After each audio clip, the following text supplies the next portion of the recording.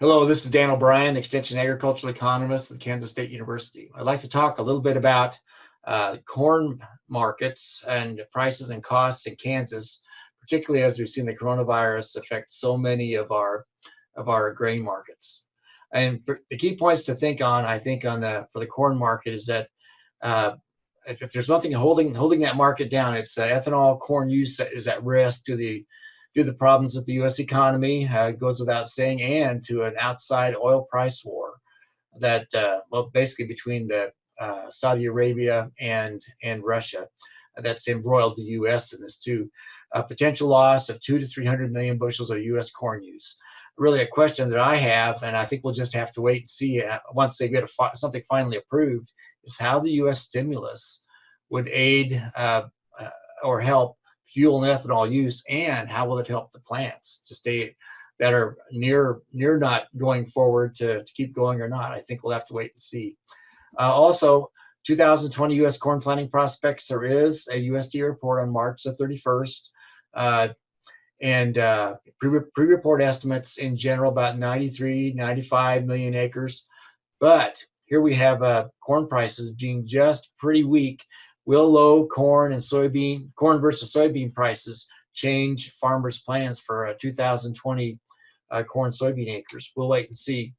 And also kind of one of these wild cards out there, dry second crop conditions in Brazil may help U.S. exports down the line. And they also have especially in Argentina with blocking with the blockage of movement in the country to try to deal with coronavirus concerns, it's affecting their export movement.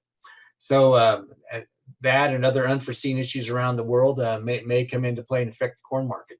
Just hit a couple more big things. Trends in U.S. futures and cash.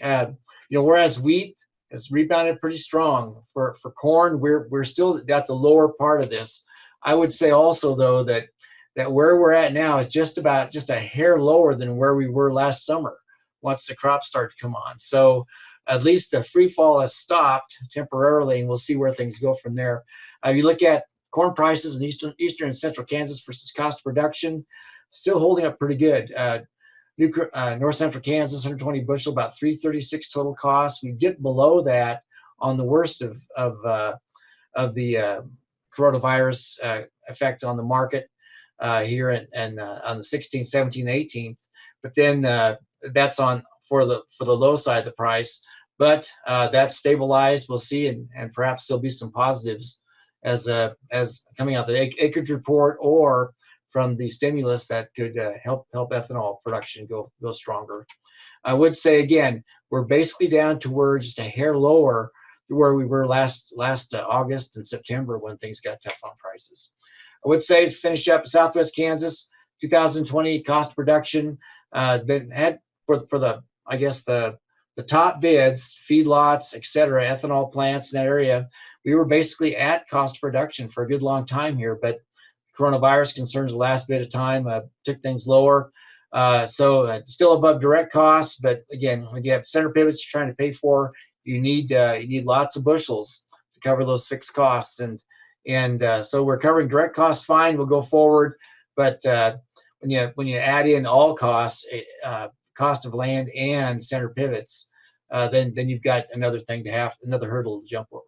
So that's a quick look at the markets as we see how things have been affected for corn of late, and we'll try to monitor this and stay on top of it. Thank you very much.